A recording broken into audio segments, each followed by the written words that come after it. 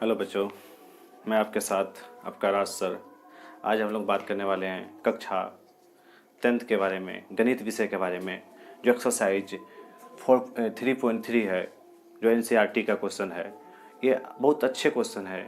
इसको आप 2 से 3 तरीके से बना सकते हैं। प्रतिस्थापन विधि से बना सकते हैं, विलोपन विधि से बना सकते हैं, लेकिन आपको जो इच्छा करे वही बना सकते हैं।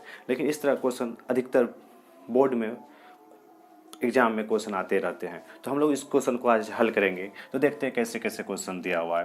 तो हम लोग इस क्वेश्चन का बहुत आसान तरीके से हल कर सकते हैं। या तो प्रतिस्थापन विधि लगा लीजिए या विलोपन लगा लीजिए। तो हम लोग को दिया हुआ है कि 2x + 3y = 11 है और 2x - 4y = क्या है, -24 है। तो को हल कीजिए। यहाँ तक तो हल कर लेंगे, यहाँ से x और y आसानी से निकल जाएगा। लेकिन आगे इसका शर्त दिया हुआ है और इससे m का मान ज्ञात करें। हमको ज्ञात क्या करना है, m का मान ज्ञात करना है। ज्ञात के जिसके लिए y = क्या होना चाहिए, y = mx + 3 होना चाहिए। यहाँ पे हम लोग क्या करेंगे, वहाँ से y और यहाँ से x का मान इसमें पुट कर देंगे तो यहाँ से y का मान हम लोग को पता चल जाएगा। इसके लिए सबसे पहले क्या करते हैं, ये जो 2 समीकरण दिया हुआ है हम लोग को, उस समीकरण से हम लोग x और y का मान ज्ञात करते हैं। चलिए कैसे ज्ञात करते हैं देखते हैं हम लोग। तो दिया हुआ क्या है, 2x + 3y = 11 है। तो मेरा दिया हुआ है 2x + 3y = 11। तो इसको समीकरण हम लोग क्या मान लेते हैं, 1 मान लेते हैं। कि बच्चों क्या मान लेते हैं, समीकरण 1। दूसरा क्या दिया हुआ है कि 2x - 4y = -24। इसको समीकरण क्या मान लेते हैं, 2। तो मेरा ये तो दोनों दिया हुआ है, क्वेश्चन में हमको क्या किया, गिवेन कर दिया गया है। तो हम लोग देखें 2x + 3y = 11 है, दूसरा क्या है 2x - 4y = -24 है। तो हम लोग कहेंगे समीकरण 1 और 2 से, क्या कहेंगे, समीकरण 1 और समीकरण 2 से हम लोग कौन विधि लगा रहे हैं, हम लोग विलोपन विधि लगा रहे हैं। तो आपको इच्छा हो अगर प्रतिस्थापन विधि, तो प्रतिस्थापन विधि का हम वीडियो पीछे बनाए हुए हैं, आप जाके वहाँ से देख सकते हैं। तो हम लोग विलोपन विधि लगा रहे हैं। तो यहाँ से देख सकते हैं 2x + 3y = 11 दिया हुआ है। ये समीकरण मेरा क्या है, 1 है। दूसरा क्या है 2x - 4y = -24 दिया हुआ है।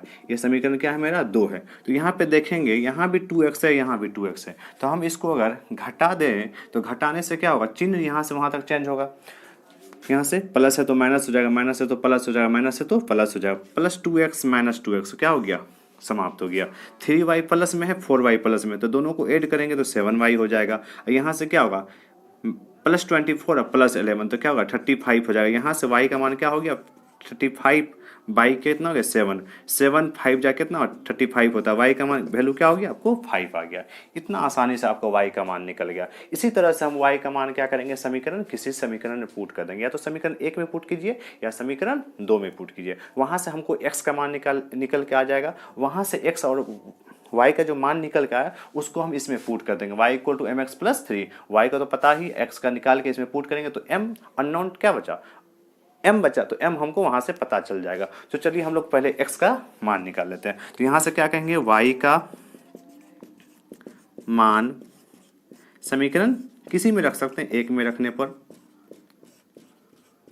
y का मान समीकरण कहाँ पे रखने पर, 1 में रखने पर। तो समीकरण 1 क्या था मेरा, 2x + 3y = 11। तो क्या हो जाएगा 2x + 3y, y का वैल्यू क्या हो जाएगा मेरा 5 हो जाएगा, = 11। तो यहाँ से क्या हो गया 2x + 3 5 जा 15 11। तो यहाँ से हो गया आपको 2x, 15 को पक्षांतर कर लेते हैं तो यहाँ से क्या हो गया 11 प्लस से माइनस हो जाएगा। यहाँ से आपको कितना हो गया 2x = 11 से 15 में से 11 -4।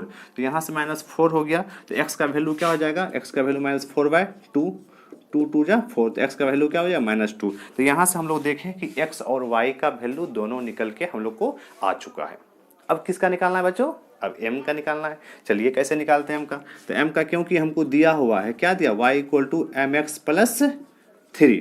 तो y का वैल्यू हो गया हम लोग को, क्या हो गया y का वैल्यू, यहाँ से 5, m x का वैल्यू क्या हो गया, यहाँ से -2 और प्लस क्या हो गया 3। यहाँ से m अननोन है तो यहाँ से m निकाल लेंगे हम लोग। तो 5 = प्लस माइनस -2m प्लस 3। तो यहाँ से क्या हो जाएगा, 3 को पक्षांतर कर लेते हैं, 5 - 3 - 2m। तो यहाँ से हो जाएगा 5 में 3 गया 2 = -2m। तो ये मेरे लिए क्या हो जाएगा 2/-2 = m, क्योंकि यहाँ से मल्टीपल में से लाएगा तो डिवाइड में हो गया, 2 1 जा 2, तो यहाँ से बन के आ गया -1 इक्वल टू m। कहने का अर्थ है क्या, m इक्वल टू -1। यही तो हम लोग को निकालना था यहाँ की यहीं पे। तो इससे m का वह मान ज्ञात करें, यही हमको m ज्ञात करना था। कहाँ से ज्ञात करना था, इसी दोनों समीकरण से ज्ञात करना था।